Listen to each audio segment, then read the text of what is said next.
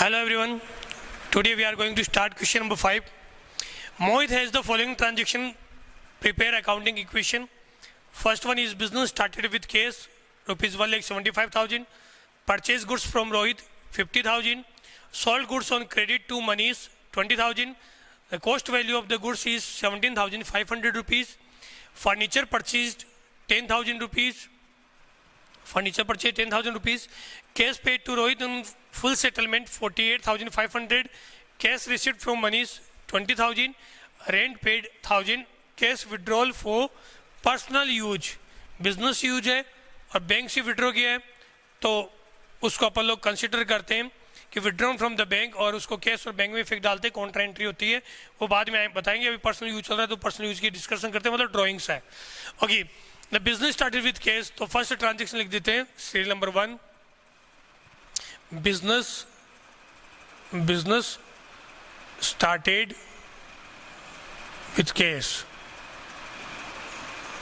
इस ट्रांजैक्शन के अंदर जैसे कि पहले इस स्टार्टिंग से बताया हुआ है कि एक तो किसका होगा, एसेट्स के अंदर कैश का कॉलम, और दूसरा किसका होगा, कैपिटल का.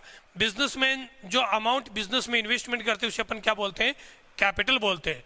इसका मतलब दूसरा क्या होगा, कैपिटल का इफेक्ट आएगा. अब उसी के अकॉर्डिंग एंट्री करते तो पहले कैश का कॉलम बना लेते हैं. यहाँ पे कैश, बिजनेस में जो भी अमाउंट आएगी उसको अपन लोग कैश में यहाँ शो करते हुए चलेंगे. टोटल वैल्यू आप लोगों ने रिसीव की है 1,75,000, तो यहाँ लिखा 1,75,000. और कैपिटल के अंदर भी सेम अमाउंट से एंट्री करोगे 1,75,000. ये first transaction complete. Second transaction दिया परचेज गुड्स फ्रॉम रोहित, तो जो ट्रांजेक्शन है वो सेकंड नंबर लगाए यहाँ पे. Purchased goods from Rohit. The value of goods is 50,000. अब गुड्स परचेज किया है और रोहित का नाम दिया, इसका मतलब अपन ने गुड्स रोहित से क्रेडिट में खरीदा है, उधार में खरीदा है. उधार में खरीदा इसका मतलब कैश इफेक्ट नहीं हुआ है. और जो अपने दो अकाउंट इफेक्ट हुए वो कौन कौन सा, एक तो रोहित का पर्सनल अकाउंट है और दूसरा गुड्स की बात हुई है. जब गुड्स की बात करते हैं तो गुड्स को अपन लोग स्टॉक बोल दीजिएगा या फिर गुड्स बोल दो. यहाँ पे अपन लोग शो करते हैं, गुड्स का अलग से कॉलम बना लेते हैं एसेट्स के अंदर, और वहाँ पे आप लोगों को ये जो गुड्स परचेज किया है 50,000 का, वो 50,000 से यहाँ स्टॉक में इंक्रीज करनी वैल्यू. और इन फ्यूचर रोहित को अपन पे करेंगे, अभी तो नहीं कर रहे, इन फ्यूचर पे करेंगे. तो रोहित जो है वो क्या है, लायबिलिटी के अंदर शो करोगे क्योंकि ये अपनी लायबिलिटी है 50,000, इसको फ्यूचर में पे करना है. इस तरीके से आप लोग इसको कंप्लीट करोगे और कंप्लीट करने के बाद में इसकी वैल्यू कैलकुलेट करोगे, मतलब बैलेंस कैलकुलेट करोगे. जब बैलेंस की बात आती है तो बैलेंस में देखिएगा, यहाँ लिखना बैलेंस. स्टार्टिंग में फर्स्ट ट्रांजेक्शन के बाद बैलेंस नहीं आएगा क्योंकि वैल्यू वही रहती है, और उसके बाद वाले सारे ट्रांजेक्शन में आपको बैलेंस कैलकुलेट करना है. एसेट्स का टोटल 175 प्लस 50 ये इक्वल टू लायबिलिटीज़ का टोटल भी कितना है 50,000 प्लस 175, मतलब assets equal to liabilities plus capital. Accounting equation prove होगी. इसके बाद थर्ड ट्रांजेक्शन को इंक्लूड करते हैं, तो ट्रांजेक्शन नंबर 3 लिखा sold goods on credit to Manish. Goods sold to Manish, यहाँ लिख देता हूँ गुड्स सोल्ड टू मनीष. आप लोगों ने मनीष को गुड्स सेल किया है और वो कितने रुपए में सेल किया है, 20,000 में किया है. और जो गुड्स है उसकी कॉस्ट प्राइस कितनी है, 17,500 रुपीज़. मतलब 17,500 का गुड्स, अपनी टोटल जो गुड्स था, टोटल गुड्स कितना है 50,000, इसमें से 17,500 का गुड्स कम हो गया. इसको अपन कम कर देते हैं, तो यहाँ लिखा 17,500 गुड्स की वैल्यू को कम कर दी. जो वैल्यू माइनस में होती है उसको अपन ब्रैकेट में शो करते हैं. तो 17,500 वैल्यू कम हुई. और जो आप लोगों ने मनीष को सेल किया है, मनीष को सेल किया इसका मतलब क्रेडिट में सेल किया है, और क्रेडिट में सेल किया इसका मतलब मनी से इन फ्यूचर आप अमाउंट रिसीव करोगे. इन फ्यूचर जिससे अमाउंट रिसीव करते हैं उसे डेटर बोलते हैं. तो यहाँ अपन लोग डेटर्स में शो करेंगे मनीष. और डेटर में जो कॉलम बना है एसेट साइड में मनीष, उससे कितने रुपए लेने, 20,000 आप लोग इन फ्यूचर रिसीव करोगे क्योंकि सेल्स प्राइस कितनी है 20,000, कॉस्ट प्राइस कितनी थी 17,500. इतने रुपए का गुड्स चला गया और मनी से इन फ्यूचर 20 आएगा. तो इन दोनों का जो डिफरेंस हुआ 2,500 वो अपना क्या है, प्रॉफिट है. तो प्रॉफिट की वैल्यू का आप लोग कहाँ शो करते हैं, ओनर की वैल्यू है, और ओनर की वैल्यू को अपन लोग कैपिटल में शो करते हैं, कैपिटल में। इस तरीके से आपको इसकी वैल्यू को शो करना है। अब शो करने के बाद आप लोग इसका क्या करेंगे, बैलेंस कैलकुलेट करेंगे। बैलेंस कैलकुलेट करते हैं, यहाँ लिखा बैलेंस, बैलेंस में देखिएगा 1,75,000 कैश का बैलेंस एज इट इज है। उसके बाद 50,000 टोटल वैल्यू थी स्टॉक की, जिसमें से 17,500 की वैल्यू आप लोगों ने क्या कर दी, कम कर दी। तो जो रिमेनिंग रह गया 32,500 वो अपनी स्टॉक की वैल्यू रह गई। सॉरी 17,500 माइनस करोगे तो 20,000 टोटल वैल्यू आई, 32,500 सही है। मनीज की वैल्यू एज इट इज 20,000 रहेगी, इक्वल लायबिलिटी है 50,000 प्लस, इसमें प्लस करोगे तो कितनी आएगी वैल्यू, 1,77,500।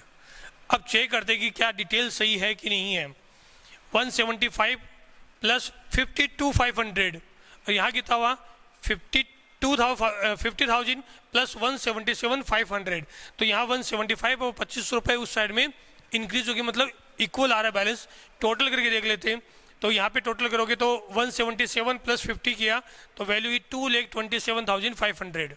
और यहाँ पर भी कितनी होगी 175 प्लस 20 195 197 और 2,27,500 अपनी जो वैल्यू आ रही है वो सही वैल्यू है। Assets equal to liabilities plus capital. Number 4 पे दिया है फर्नीचर परचेज 10,000। अब फर्नीचर किस से परचेज किया, नाम नहीं दिया हुआ। जब नाम नहीं दिया हुआ किसी पर्सन के, इसका मतलब कैश परचेज है। और कैश परचेज की अपन लोग एंट्री कहाँ शो करते हैं, कैश में और एक परचेज में। तो अपन लिखेंगे furniture purchase, furniture purchase, furniture purchased. The total value of furniture is 10,000। 10,000 आप लोगों को क्या करना है, कैश में से माइनस करना है। और एक कॉलम बनाओगे फर्नीचर का, उसमें 10,000 क्या करोगे, यहाँ प्लस करोगे। फर्नीचर का जो कॉलम बनाया उसमें प्लस कर देंगे 10,000 फर्नीचर। हो सकता है आगे और कॉलम बनाने पड़े तो स्पेस रखते हुए चलेंगे कि कितना स्पेस इसमें क्वेश्चन में यूज होगा। एग्जैक्ट उसी टाइम पे स्टार्टिंग में अपन लोग कैलकुलेट नहीं कर सकते, तो वो देखिएगा। 175,000 टोटल केस था, 10,000 उसमें से अपन लोगों ने जो फर्नीचर परचेज किया उसके लिए पे कर दिया। तो रिमेनिंग केस 165, 32,500 जो वैल्यू है स्टॉक की एज इट इज, 20,000 मनीज की वैल्यू, 10,000 फर्नीचर की वैल्यू आई है, इक्वल 50,000 अपनी लायबिलिटीज़ है प्लस 1,77,500। मतलब यहाँ कोई चेंज नहीं रहा इसका। यहाँ 10,000 माइनस हुआ और यहाँ 10,000 प्लस हो गया, तो एसेट्स का वैल्यू इस पर्टिकुलर ट्रांजेक्शन में 0 हो गया, तो बाकी का जो बैलेंस था वो एज इट इज रह गया। इस तरीके से आप लोग इसको चेक भी कर सकते हैं। पॉइंट नंबर 5 दिया हुआ है, cash pay to Rohit in full settlement. Rohit को पेमेंट किया। अब रोहित की बात करते हैं तो यहाँ पे रोहित है। रोहित से आप लोगों ने गुड्स परचेज किया था, कितने का किया था, 50,000 का, और उसको पेमेंट कितना कर रहे हो, 48,500। आगे लिखा है फुल सेटलमेंट। फुल सेटलमेंट का मतलब उसको और पेमेंट नहीं करना इन फ्यूचर। तो 50,000 के बदले 48,500 का पेमेंट करते हो, जो डिफरेंस है 1,500 वो क्या हुआ, वो प्रॉफिट हो गया बिजनेस का। और प्रॉफिट को अपन कैपिटल में शो करते हैं, तो यहाँ पर उसको कंसिडर करना है। यहाँ लिख देता हूँ cash paid to Rohit. Cash paid to Rohit कितना पेमेंट किया, 48,500। ये कैश में तो इतना ही गया है, जितनी वैल्यू आप लोगों ने पेमेंट की है वो वैल्यू कैश में से माइनस कर दी। और लायबिलिटी कितनी कम हुई, रोहित को कुछ इन फ्यूचर कुछ भी पे नहीं करना है, तो 50,000 पूरी लायबिलिटी खत्म हो गई। फुल सेटलमेंट किया है तो मतलब उसको और पेमेंट नहीं करना, तो लायबिलिटी पूरी खत्म हुई है। जो दोनों का डिफरेंस है 1,500 रुपीज़ का, वो क्या हुआ, बिजनेस का प्रॉफिट हुआ है। और प्रॉफिट को अपन लोग कैपिटल में शो करते हैं, तो यहाँ आपको 1,500 शो करना है इस तरीके से। ये अपना नेक्स्ट ट्रांजेक्शन कंप्लीट हुआ। बैलेंस कैलकुलेट करते हैं इसका भी। यहाँ लिखा बैलेंस में 165,000 टोटल वैल्यू दी हुई थी, जिसमें से 48,500 माइनस कर दिया 49, 50, 65, 1,06,500 कैश की वैल्यू रह गई। उसके बाद में बात करते हैं 1,16,000, सॉरी 1,16,000 16,500 कैश की वैल्यू रहेगी। उसके बाद में 32,500 इसकी एज इट इज़ वैल्यू है। 20,000 में कोई चेंज नहीं है। यहाँ 10,000 एज इट इज़ वैल्यू रहेगी। इक्वल लाइबिलिटी पहले 50 थी, 50 का पे कर दिया, मतलब यहाँ अब कोई लाइबिलिटी नहीं है। प्लस 177,500 था, 178 और 1,79,000। अब इन दोनों का टोटल कितना हुआ? 1,79,000। तो इसका भी टोटल कितना होना चाहिए? 179। चेक करते 20, 10, 30, 30 कितना हुआ? 62,500।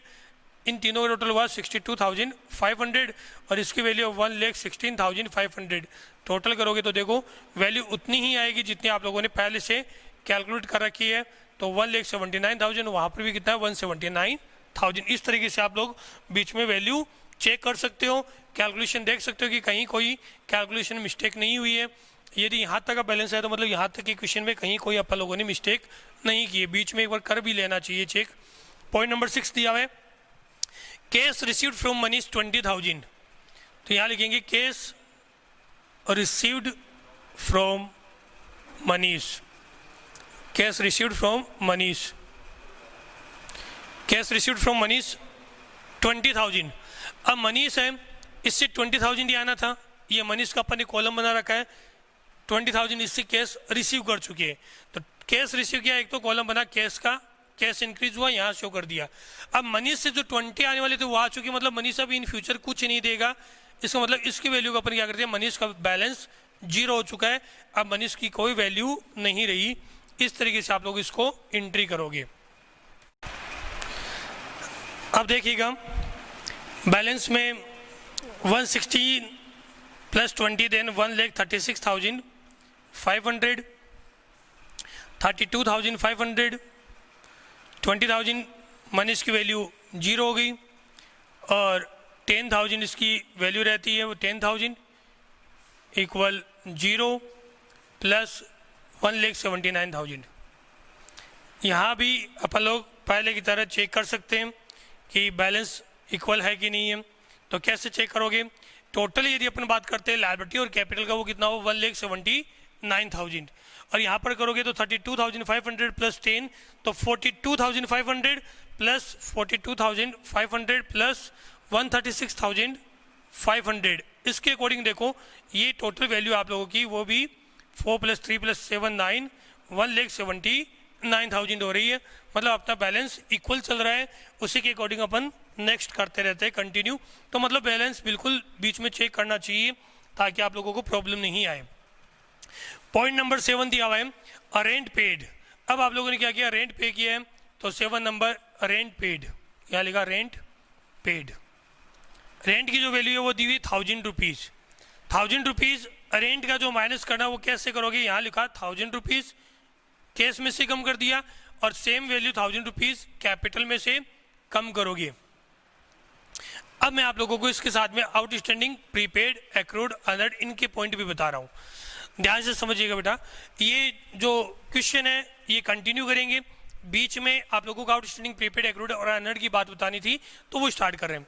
यदि मान लीजिए कि ये दिया होता आउटस्टैंडिंग रेंट, यहाँ तो रेंट पेड था तो रेंट पेमेंट हुआ, इसका मतलब कैश भी इफेक्ट हुआ है और कैपिटल भी इफेक्ट हुई है। अपन ने कैश में भी माइनस किया और कैपिटल में भी माइनस कर दिया। यदि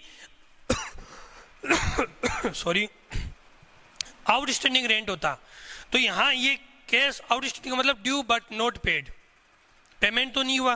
पेमेंट नहीं हुआ तो क्या कैश में आता? कैश में नहीं आता। फिर कहाँ आता?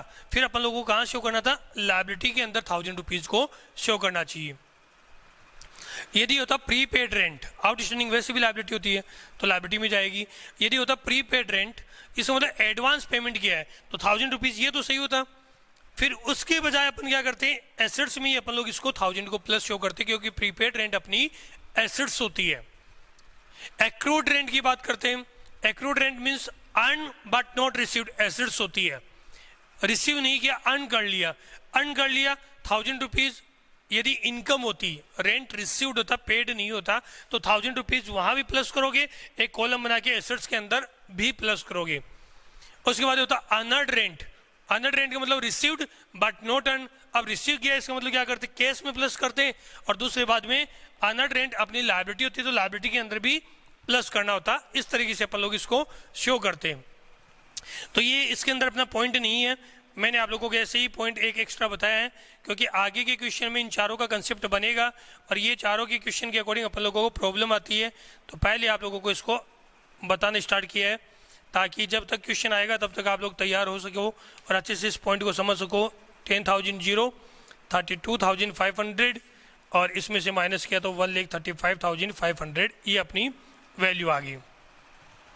अब लास्ट पॉइंट दिया हुआ है cash withdraw for personal use, तो यहाँ लिखा 8 cash withdraw for personal use. Personal use के लिए आप लोगों ने विड्रॉ किया है। अब ये होता क्या है पर्सनल यूज, मान लीजिएगा कि मैं बिजनेस मेंटेन कर रहा हूँ, बिजनेस का मैंने 2 जगह अकाउंट मेंटेन कर रखा है, एक तो कैश में और दूसरा जो मेंटेन कर रखा है वो कर रखा है मैंने बैंक के अंदर।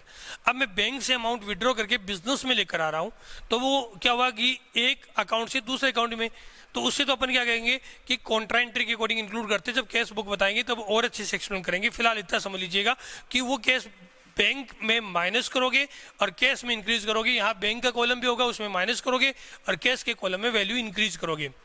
ये तो रहा बिजनेस यूज की बात। पर्सनल यूज का मतलब बिजनेस का जो कैश पड़ा है उसको अपन घर लेकर जा रहे हैं, पर्सनल यूज में ले रहे हैं। जैसे मैंने अपने बच्चे की फीस दे दी उस बिजनेस के केस में से, तो वो पर्सनल यूज है। मैंने LIC का पेमेंट किया, लाइफ इंश्योरेंस प्रीमियम का, मेरी खुद की है, तो वो मेरा पर्सनल यूज है। तो ऐसे में अपन लोग क्या करते हैं उसको, जैसे बिजनेसमैन घर से पैसा लेकर आया तो क्या किया, कैश में और कैपिटल में दोनों में इंक्रीज किया, वैसे ही अपन लोग क्या करेंगे, इसको दोनों में वापस माइनस करोगे। 3,000 deduct from them cash and same amount will be deduct from capital. तो 3,000 इसमें से माइनस करोगे और 3,000 की जो वैल्यू दी हुई है उसको नेक्स्ट जो कॉलम दिया उसमें से भी माइनस ही करना है। तो 1,75,000 टोटल वैल्यू आई, प्लस 0 इक्वल टू जो वैल्यू दी हुई 10,000, 0 32,500 और इसमें से आपने माइनस किया तो वैल्यू रहेगी 1,32,500। ये आपका फाइनल बैलेंस आया है, ये भी बैलेंस ही था। इस तरीके से क्वेश्चन अपना कंप्लीट हुआ। क्वेश्चन को अपन लोग चेक भी कर सकते हैं, बुक के अंदर आंसर दिया हुआ मिलेगा आपको लास्ट में, उसमें देख लीजिएगा। सबसे पहले जो आंसर दिया उसमें देखिएगा, आंसर में क्वेश्चन की कंप्लीट जो डिटेल होती है वो डिटेल आप लोगों को दी हुई होती है और डिटेल के अकॉर्डिंग अपन इसको चेक कर सकते हैं। कैश का बैलेंस 1,32,500, स्टॉक 32,500, नेक्स्ट 0 बैलेंस है मनीष का, तो वो इसमें दिया हुआ नहीं है। Next furniture 10,000, capital 0, sorry liability 0 और कैपिटल 1,75,000 कंप्लीट है। क्वेश्चन नंबर 6 है, आप लोगों को सेल्फ करना है, मैं थोड़ा एक्सप्लेन कर देता हूँ। फर्स्ट पॉइंट दिया है हरी स्टार्टेड बिजनेस विथ कैश 1,80,000। हरी ने बिजनेस स्टार्ट किया, तो एंट्री कहाँ कहाँ शो करोगे, एक तो कैश के अंदर और दूसरा कैपिटल पोर्शन के अंदर आएगी। सेकंड दिया purchase goods for cash 60,000 and on credit 30,000, goods purchase in cash and credit. तो total goods purchase 60 plus 30 equal to 90,000। तो गुड्स 90,000 मतलब stock 90,000 will be plus, means stock will increase by 90,000 and cash purchase is 60,000 means cash will be deduct 60,000 and 30,000 is our liability because we have to pay in future because we purchase the goods from them XYZ, कोई भी हो सकता है। Next है sold goods for cash 40,000 costing 24,000। अभी बताया था कि कॉस्ट प्राइस जो दी हुई होती है क्वेश्चन के अंदर उसको अपन स्टॉक में से माइनस करेंगे। सेल्स प्राइस यदि कैश में सेल किया हुआ है तो कैश में इंक्रीज होगा और क्रेडिट में सेल किया तो पर्सन का नाम आएगा उसके अकॉर्डिंग करोगे। And difference between the cost price and sales price is our profit और लॉस। यदि वैल्यू कम है, कॉस्ट से भी कम है सेल्स वैल्यू, तो इसका मतलब लॉस हुआ है, तब आपको स्टॉक कैपिटल में माइनस करना है और वैल्यू इंक्रीज हो रही है। जैसे यहाँ इंक्रीज हो रहा है तो आप लोगों ने क्या किया, कैपिटल में इसको वैल्यू को प्लस किया है। इस तरीके से नेक्स्ट ट्रांजेक्शन हुआ। उसके बाद नेक्स्ट जो ट्रांजेक्शन दिया हुआ है वो दिया हुआ है आप लोगों को rent paid and outstanding rent. ये रेंट पेड दिया हुआ है वो दिया हुआ आप लोगों को टोटल वैल्यू 5,000 और आउटस्टैंडिंग रेंट दी हुई है 2,000। तो रेंट पेड के अकॉर्डिंग अभी आप लोगों को बताया था यहाँ पे कंसेप्ट कैसे एंट्री करनी है, आप लोग कीजिएगा और उसके बाद दिक्कत आए तो डाउट सेक्शन में जरूर डालिएगा ताकि आप लोग उसको सोल्व कर सके।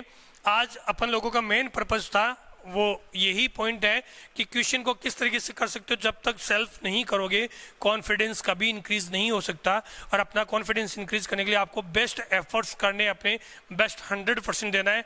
मैं चाहता हूं कि आप लोग अपनी बेस्ट दो। आज के लिए इतना ही। Thank you, have a nice day.